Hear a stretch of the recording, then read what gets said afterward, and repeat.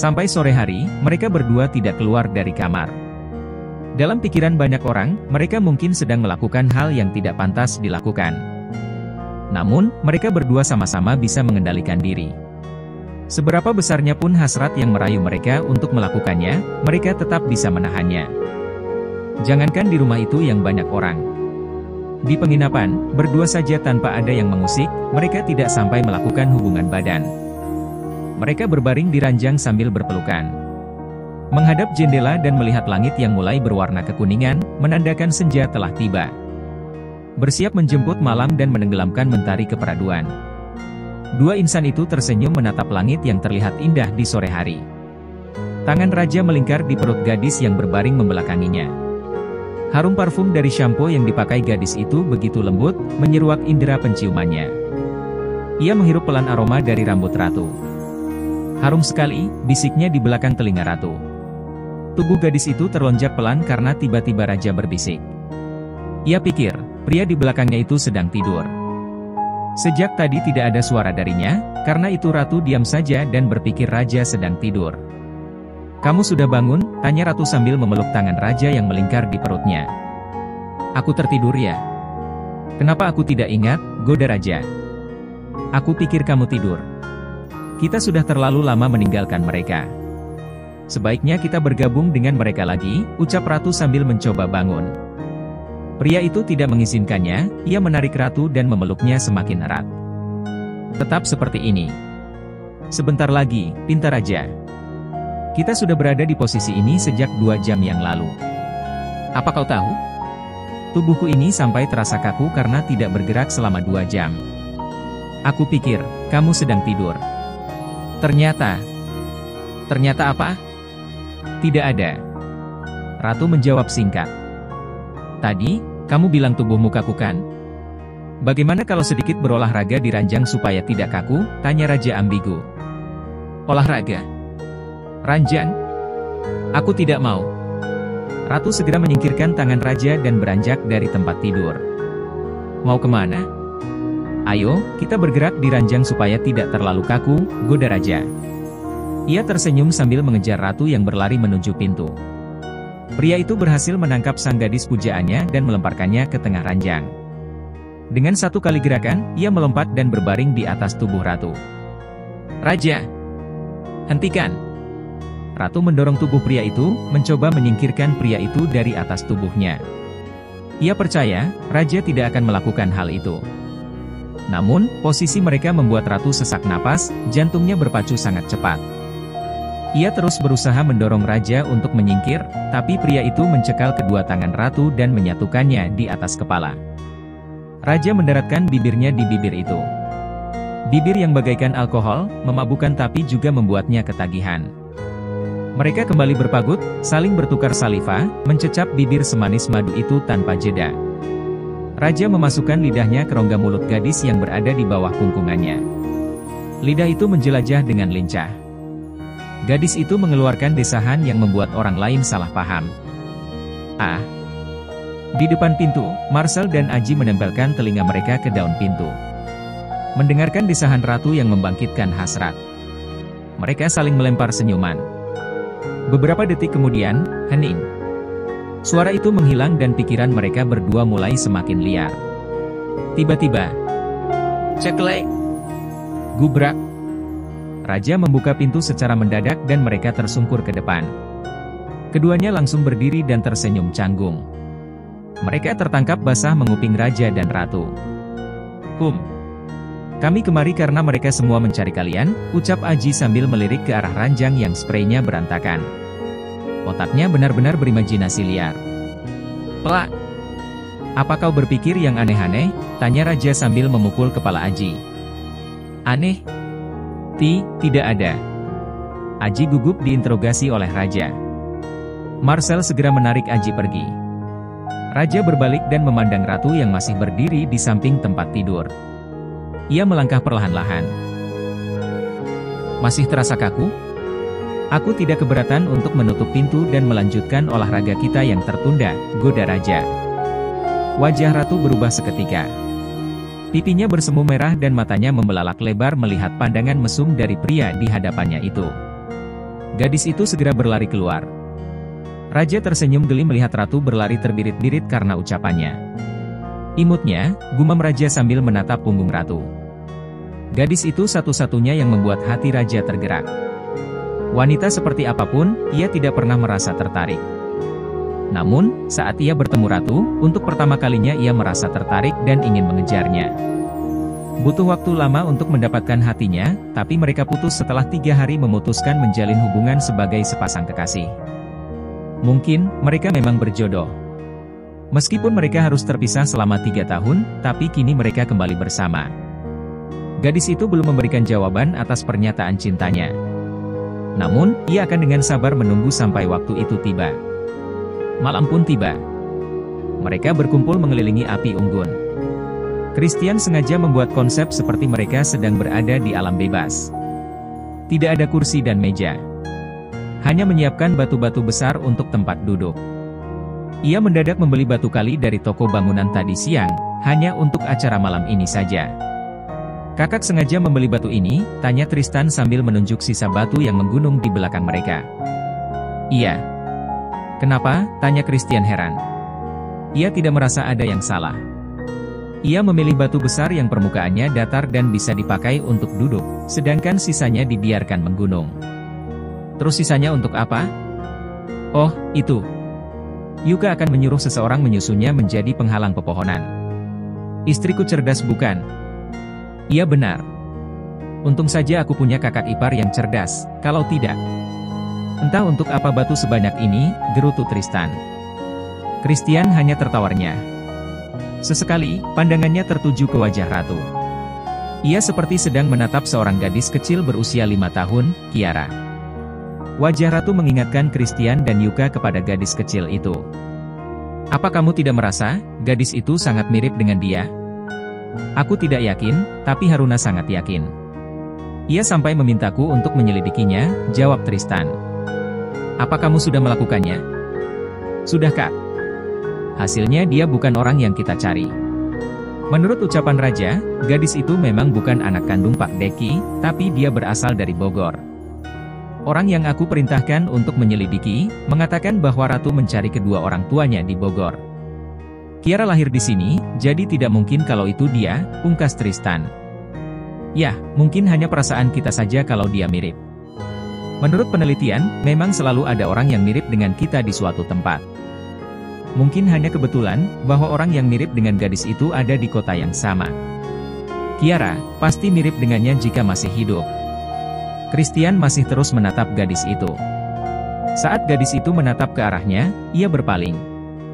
Acara barbeque hari ini, bisa dibilang sangat spesial. Haruna dan Yuka tersenyum bahagia saat bicara dengan ratu. Mereka melayani dan memanjakan ratu seolah mereka sedang memperlakukan bocah berumur 5 tahun. Haruna dan Yuka sampai menyuapi makanan bergantian. Entah kapan, mereka bisa saling menyadari bahwa mereka telah menemukan gadis kecil kesayangannya. Tidak hanya Haruna dan Yuka yang merasa bahagia. Gadis itu juga sangat bahagia berada di tengah-tengah keramahan keluarga Isam. Ia seperti memiliki keluarga yang lengkap. Tanpa sadar, ia menitikkan air mata haru.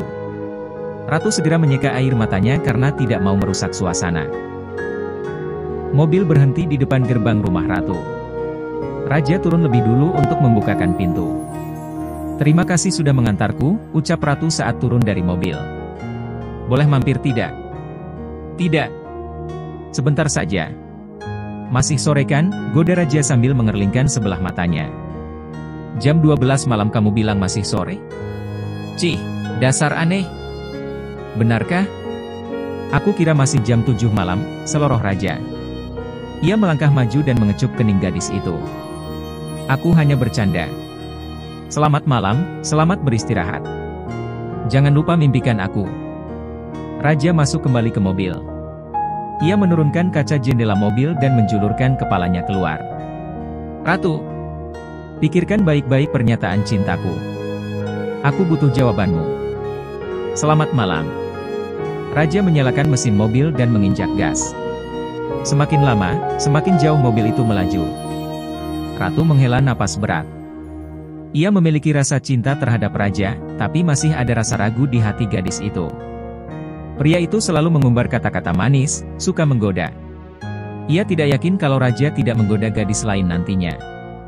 Danang yang terlihat biasa saja dan berkata hanya seperlunya, tapi ia tiba-tiba memiliki anak dan istri. Apalagi penggoda seperti raja. Gadis itu merebahkan tubuhnya di atas tempat tidur. Ia tersenyum mengingat Haruna dan Yuka yang memperlakukannya dengan baik. Ia merasakan kembali kasih sayang seorang ibu setelah kepergian Sofia. Mereka sangat baik. Sikap Syahira juga sedikit berubah, tidak terlalu membenciku. Sebenarnya, aku merasa bingung.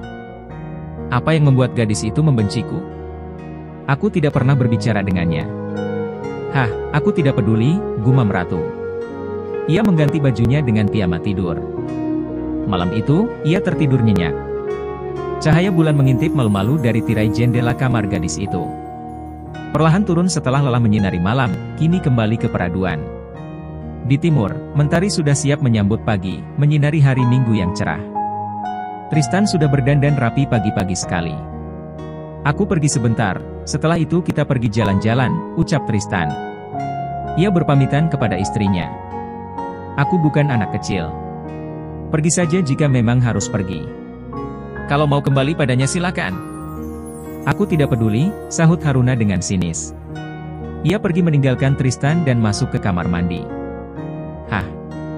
Tristan menghela napas berat. Meski tahu sang istri sedang merajuk, tapi ia tetap pergi. Raja yang tidak mau kedua orang tuanya terus bertengkar, memutuskan untuk mengikuti kemana ayahnya pergi. Ia mengambil kunci motor dan mengikuti mobil Tristan dari kejauhan. Sudah lama motor itu tidak dipakai. Ia juga belum membawa motor itu untuk diservis. Sepertinya ada yang tidak beres dengan motor ini, gumam Raja. Saat berada di lampu merah, ia menginjak rem. Namun, ternyata remnya tidak berfungsi dengan baik. Ia menabrak mobil yang berhenti di depannya. Bruk! Waduh! Bagaimana ini? Bisa ketinggalan jejak papa kalau begini. Raja turun dan menghampiri pemilik mobil yang baru saja keluar dari mobilnya. Mas, maaf. Saya tidak sengaja. Saya ganti rugi. Sebutkan saja, berapa yang diperlukan untuk memperbaiki kerusakannya, ucap Raja sambil mengeluarkan cek kosong dari dalam dompet. Ia selalu membawa 2 lembar cek kosong dan pulpen. Raja sudah bersiap menulis, tapi pria itu diam saja. Raja menjadi kesal karena melihat mobil ayahnya sudah jauh. Ia gagal mengikuti ayahnya.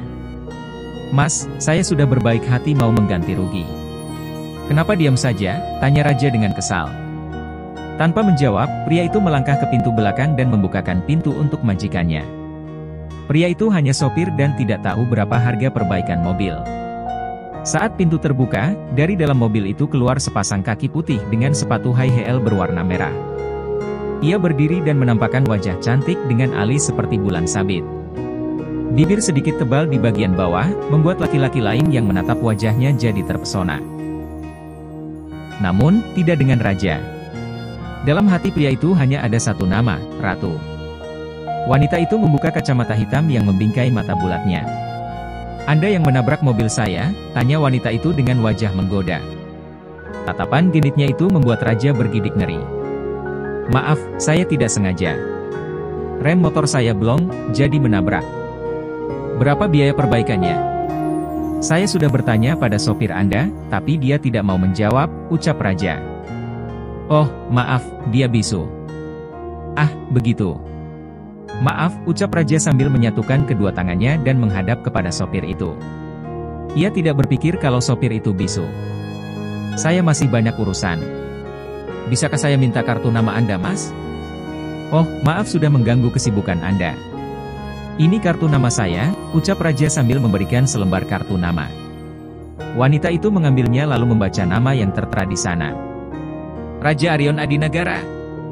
Kamu Raja? Tanya wanita itu tiba-tiba. Benar. Apakah kita saling kenal? Aku Jenny. Ingat tidak? Oh, kamu Jen. Aku tidak mengenali wajahmu karena berbeda jauh dengan saat masih sekolah. Senang bertemu denganmu lagi, ucap Raja sambil mengulurkan tangan.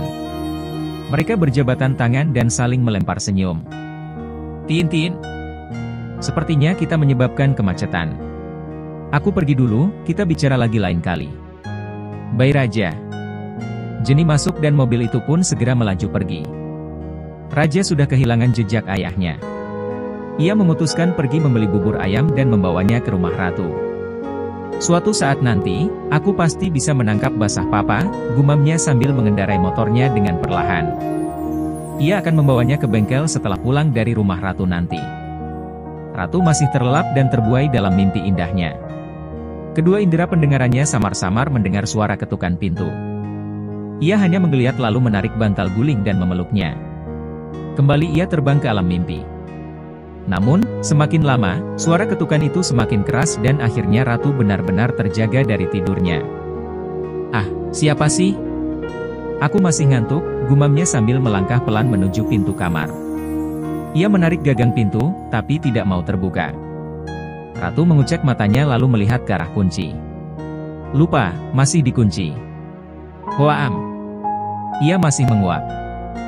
Dengan malas, ia menghampiri pintu depan dan membukanya. Kamu, sapa Ratu. Raja tersipu malu sambil mengalihkan tatapannya ke arah lain. Dua kancing piyama berwarna pink itu terbuka, memperlihatkan dua bukit kembar yang kencang menjulang dengan indah. Melihat Raja berpaling, ia merasa heran. Ada apa? Ada sesuatu yang aneh denganku? Tidak aneh, tapi indah. Kenapa kau menggodaku pagi-pagi begini, goda Raja? Karena Ratu tidak menyadari kenapa Raja berpaling, pria itu pun kembali menatap gadis itu dan menurunkan pandangannya ke bagian dada. Gadis itu mengikuti pandangan mata pria di depannya. Ah! Ia berteriak kencang dan berlari masuk ke kamarnya. Ia seolah ingin masuk ke lubang kelinci dan menyembunyikan wajahnya. Ratu yang baru bangun tidur, tidak sadar dengan penampilannya saat membuka pintu. Mama, aku mau mati rasanya. Malu sekali. Gadis itu menggerutu dalam hati. Pria yang datang berkunjung ke rumahnya itu adalah pria muda penuh vitalitas gairah. Melihat pemandangan indah itu, tentu saja pria itu seperti mendapat durian runtuh. Raja masuk tanpa menunggu gadis itu keluar dari kamar. Ia pergi ke dapur, seolah itu adalah rumahnya sendiri. Raja memindahkan bubur dari bungkus styrofoam ke dalam mangkuk. Sambil menunggu gadis itu keluar, ia membuat 2 gelas jus jeruk. Mereka sarapan pagi bersama. Gadis itu terus menunduk malu. Bukan salah Raja yang melihat bukit kembarnya, tapi salahnya sendiri, kenapa ia tidak merapikan diri dulu sebelum membuka pintu.